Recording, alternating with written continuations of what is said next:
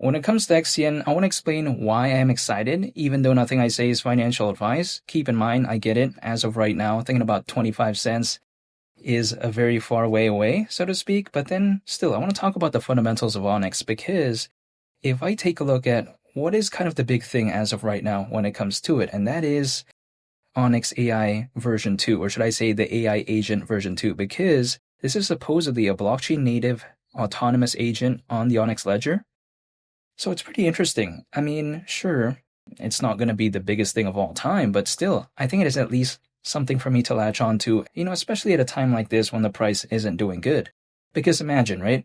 If XCN was already doing not good whatsoever, let's say the price action was looking kind of bad, and then at the same time, there's nothing really that they're doing, then it's like, wow, that's like losing from two different angles right there.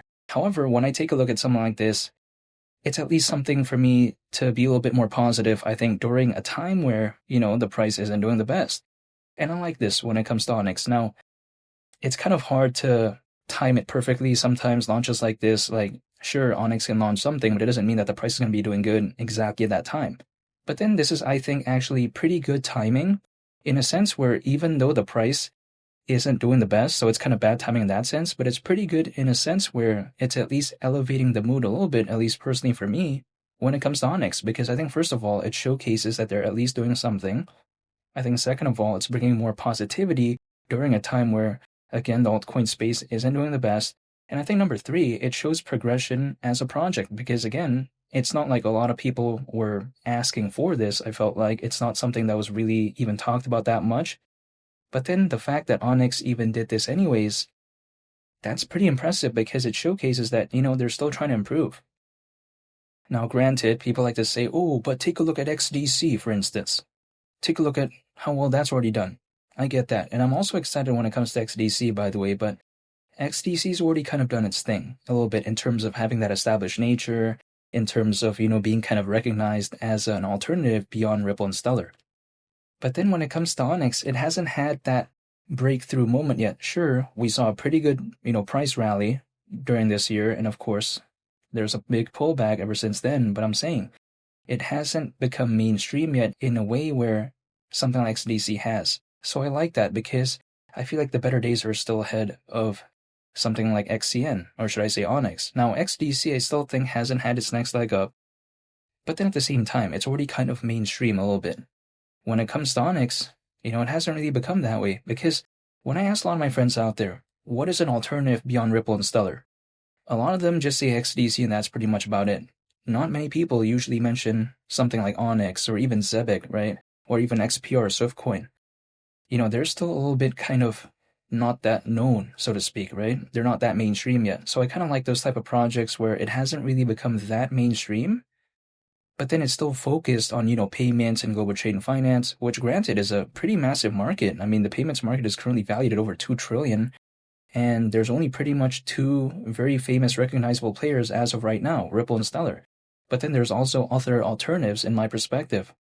And this is why I like something like Onyx, because eventually during an altcoin season, or let's say when the market becomes a lot better, I think not every single person is just going to want to automatically believe in something like XLM or XRP. And I think a part of it is maybe due to the very massive market cap, right? Don't get me wrong, I still believe in Stellar, for instance, but, personally, I want to use it as my foundation, and I kind of want to use, these other projects within this space as more of my other plays, right? In a sense where, sure, I want to still have XLM, but allocate more towards something like a ZBCN or like an XCN or let's say Swiftcoin or XPR. So this is the way to take a look at it.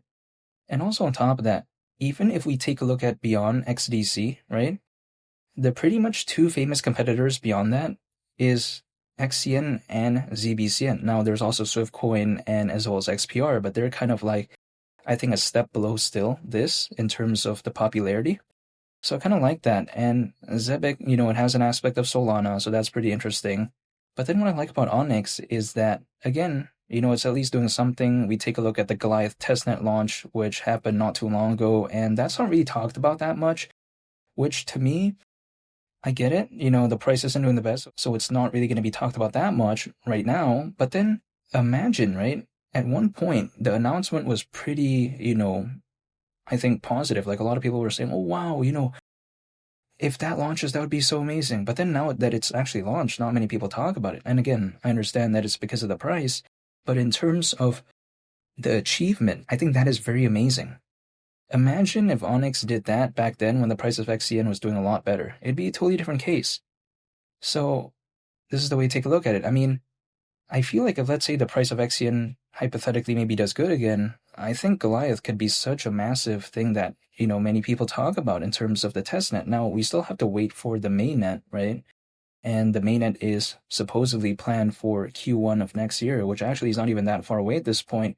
But still, I like the progression that Onyx has been taken so far. And also, when I take a look at the exchange listings and stuff like that when it comes to XCN, I don't think it's that bad either. It's not the best, but it's pretty good. I like the amount of holders, and sure, XCN is not doing good, but the altcoin space in general isn't doing the best. XCN hasn't been holding up the best, but it's not holding up, the worst either. It's not bad in my opinion, and especially considering how XCN is actually a lot better than when I first started talking about it. But then that's kind of easy for me to say because, getting into a project before it's kind of had its rise, then when there's a pullback, it's easy to say, oh, but then earlier on, it was doing a lot worse. How about if, let's say, I entered XCN before this pullback, but then I didn't catch it before it had that rally? Well, if that was personally for me, and I can't speak on anyone's behalf, if I actually believe in the project, right? And the key word is if I actually believe in it. If I didn't, then that would be a different case. I wouldn't even want to hold the project. But if I actually did, and let's say I like something, for instance, in a make-believe scenario, at the price of $2 and suddenly it became $1, and I actually liked it, then I don't know why I would stop dollar cost averaging into it if there's a 50% discount for whatever reason in a make-believe scenario. Like, the thing is, if, let's say, for whatever reason, I like Bitcoin at 50 grand, right? Why wouldn't I like it if it's at 25 grand? I mean, what fundamentally happened to it? That's just a make-believe scenario if that were to be the case. So when it comes to something like XCN, I just kind of have that same viewpoint. However, of course, Bitcoin is way beyond something like Onyx, in terms of popularity. XCN is never going to be more popular than that. But then still, it's just kind of like the analogy that I would have, but in a much smaller scale. However, when it comes to 25 cents, around a 27x from here, market cap at that point, considering current circulating supply would be around 9 billion, I'm still thinking about that. Still not such a ridiculous market cap in my perspective. It's not like it's 90 billion or like 100 billion or something like that.